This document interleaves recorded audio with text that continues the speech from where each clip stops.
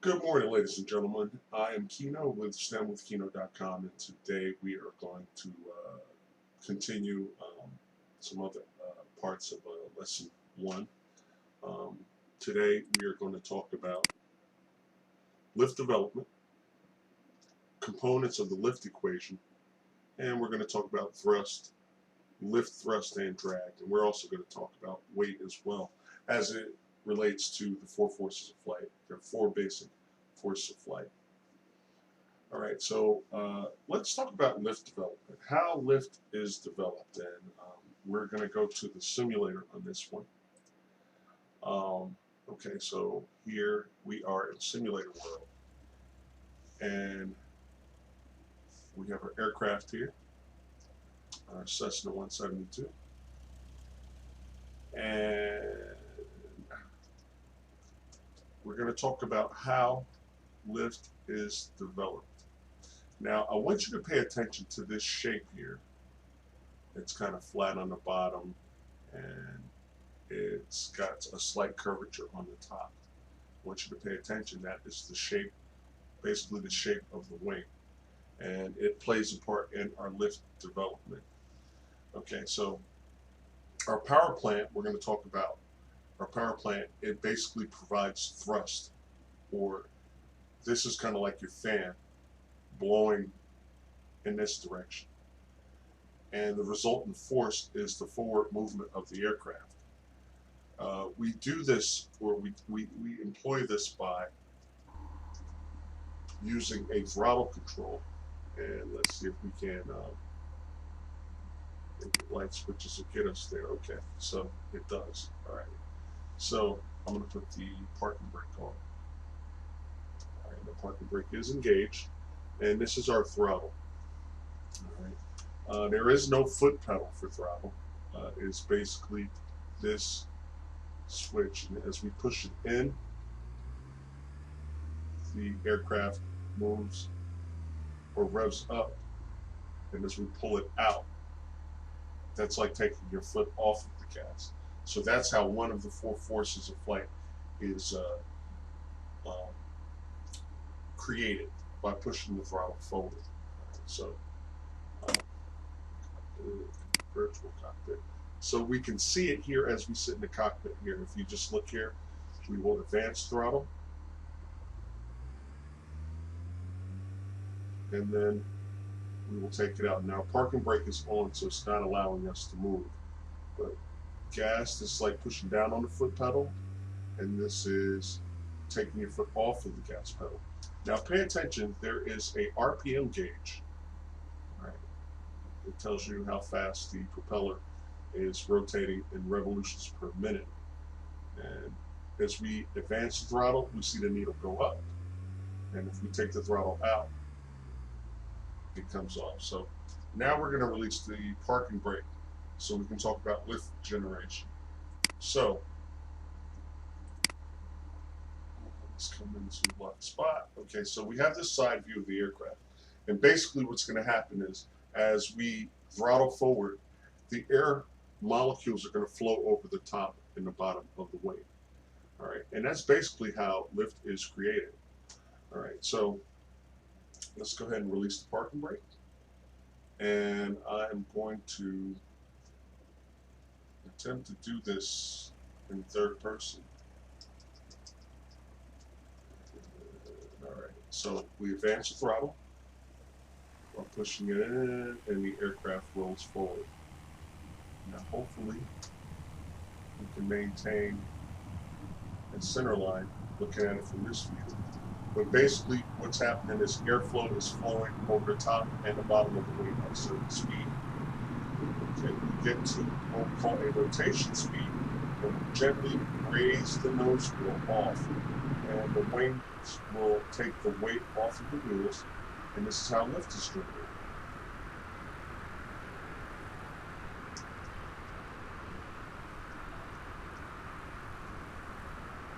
So we have airflow. And we're not need to raise the flap or blow the flaps like that. Okay. So we are at full power, and the aircraft is basically climbing out. Well, let's see some things that are going on inside of the airplane. Okay, so we have an airspeed indicator, and we'll get into these flight instruments in depth a little bit later, but we're basically slightly above 60, probably about 67 knots. You can see our attitude indicator. This miniature airplane represents our aircraft, and it's showing us an climbing attitude because the nose is above the horizon as we look outside. And basically, when you do your discovery flight, this is pretty much what's going to be going on inside the aircraft. The instructor is going to climb the airplane. It's going to apply full power, and the nose is going to be in a nose high attitude. And some indications, you will see the altimeter increasing, and you will see a vertical speed indicator pointing upward, meaning that you're in a climb. If it was level like that, it would be if you were in level flight. So basically what you're going to be doing is you're going to be doing some level flight, and let's get ourselves in a level flight attitude. So we pitch, we set our pitch, we set our power, pulling back, letting some of that throttle out, and then we will trim. Now notice that when we take our hands off the controls and release the forward pressure on the controls, the nose wants to come up. Okay, that is not a level flight attitude. So I'm going to pause this for a second, because what we're going to do is we're going to use a trim wheel. All right, and let's zoom in on the trim wheel.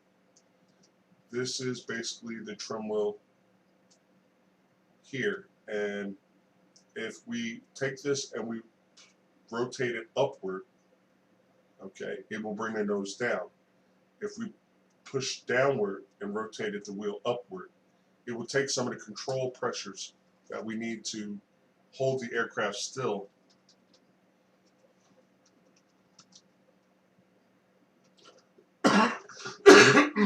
excuse me, in a level flight attitude.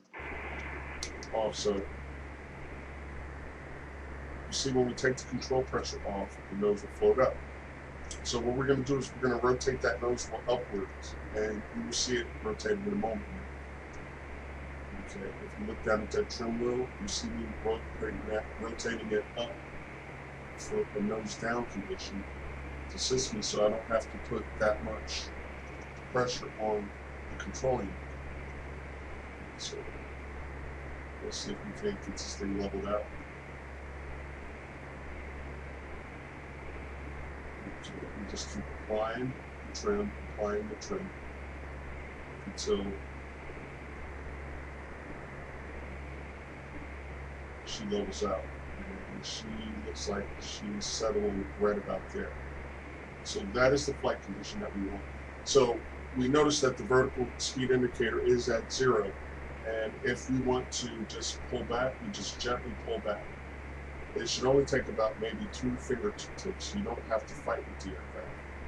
And again, the syllabus called for plus or minus 200. So if we're trying to maintain 1,500 feet or 1,500 feet, you don't want to be any lower than 1,300 feet, and you don't want to be any higher than 1,700 feet.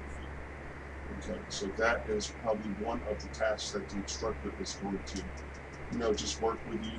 He'll demonstrate, he or she will demonstrate, okay, this is a level flight attitude. Notice that the dash is level with the outside horizon. So as we look around, we're not like this, we're not like this, and a right turn. We're pretty much level. And you don't have to really do too much. Cessna 172 is a very forgiving aircraft, and really, really easier to fly than you might think. Okay, but we're still at 1,500 feet. And so this is a win for straight level flight.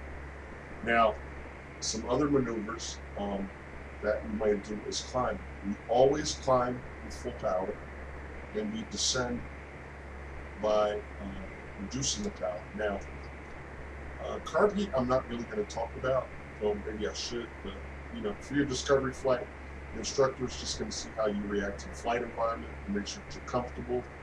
But if we're going to go into a climb, and sorry about that, If we were going to go into a climb, we would apply full power. You see the throttle go all the way in. It's all the way in. And the aircraft has like an inherent tendency to, because it's very stable, which means it's easy to control. So we're going into the climb. Okay, we can see that the altimeter is increasing to 2,000 feet. And what we do is we set our pitch, we set our power, and then we trim the aircraft out for level flight, or for the climbing flight. If we want to level off at 2,000, we get ourselves to 2,000, and then we will reduce our power by pulling the throttle out to a cruise power setting.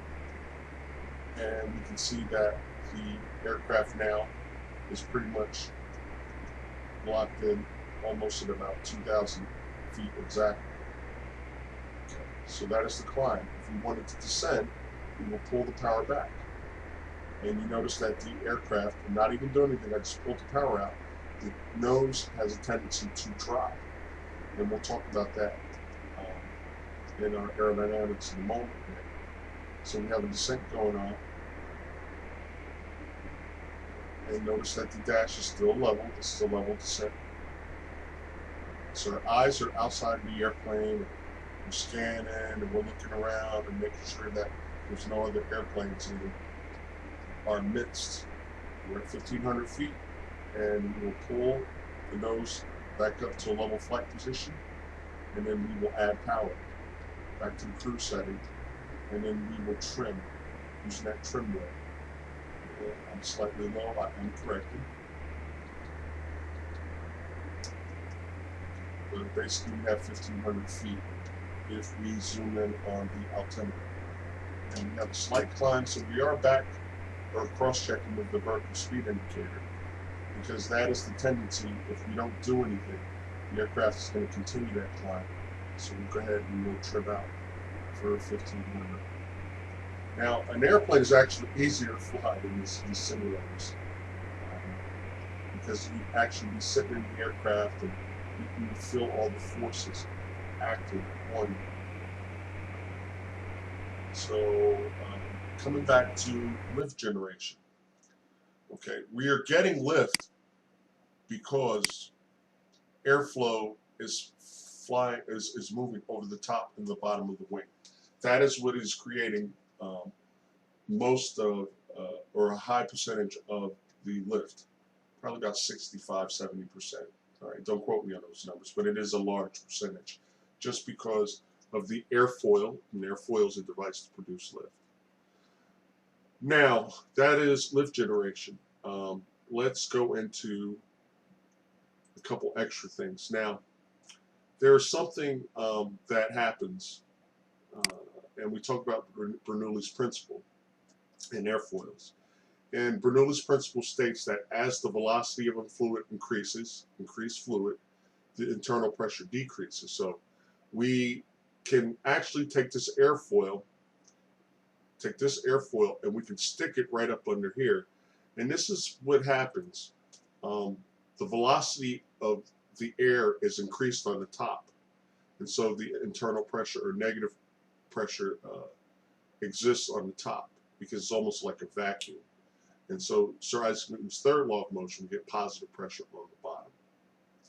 Now, another topic that we were going to discuss in this lesson is the components of lift, or of the lift equation.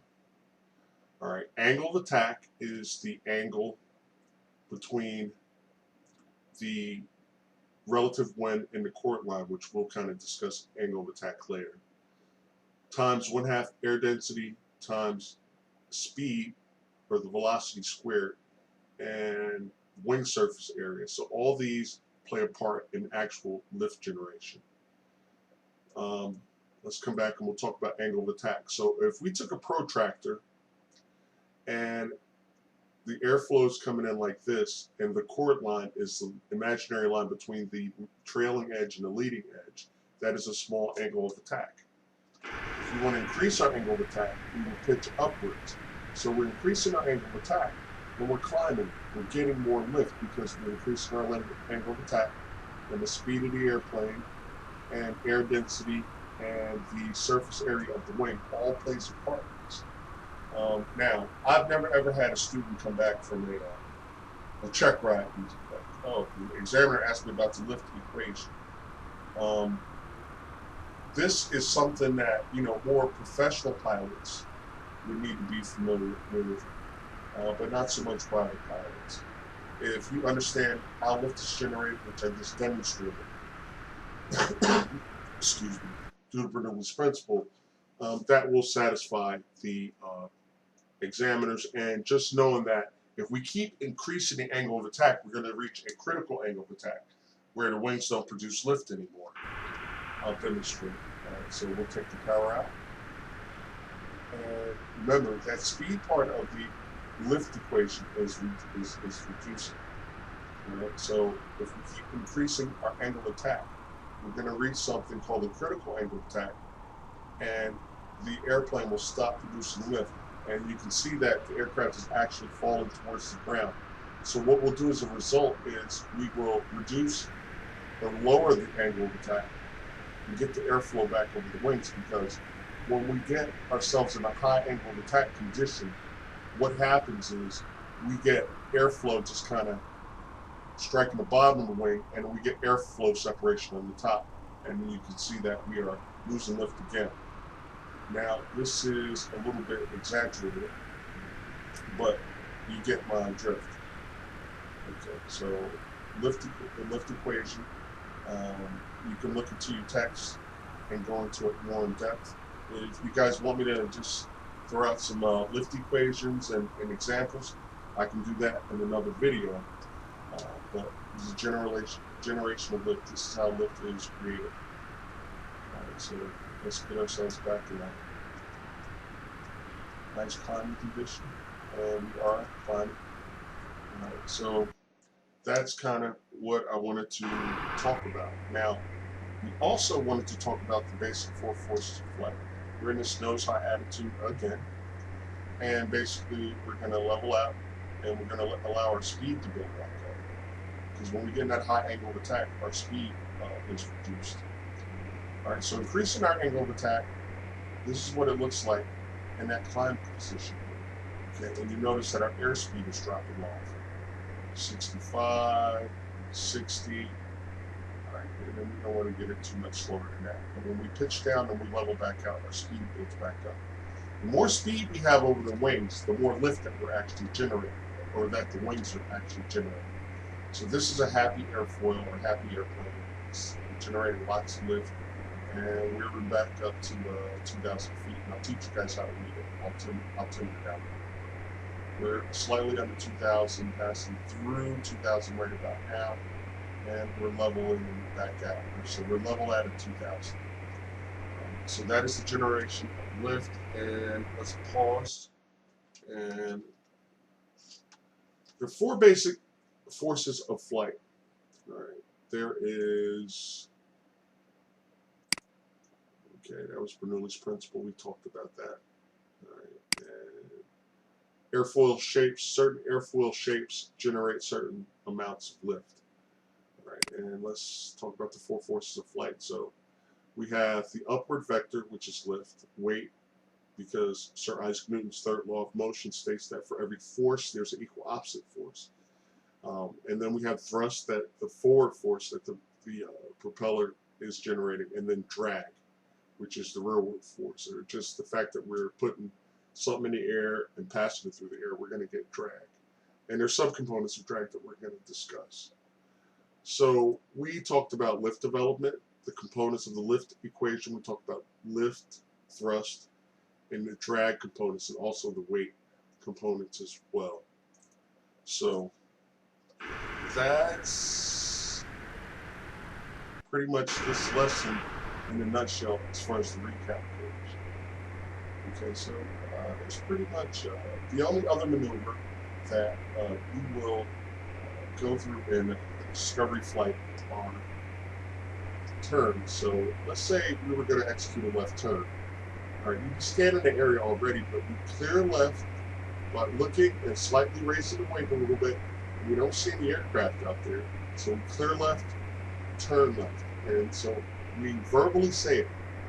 Clear left, and we're looking and we're clearing, and we're turning left. And as we're executing the turn, we're still looking outside. Still looking outside, scanning for any new airplanes that may have come into the area or in our vicinity. And you're going to do level turns. Okay, you're going to look out, and you're going to gently lower the wing a little bit, and you're going to look right, clear right, turning right. And you're going to verbally say that, and you're going to execute the turn to the right. So we clear it before, it's kind of looking before you leave. All right. And that's probably Route 22 down there for everybody in Tennessee. It's probably Route 22. I'm going to turn it to the north. And that's really it. So you guys enjoyed the tutorial, and let's do a little flyby.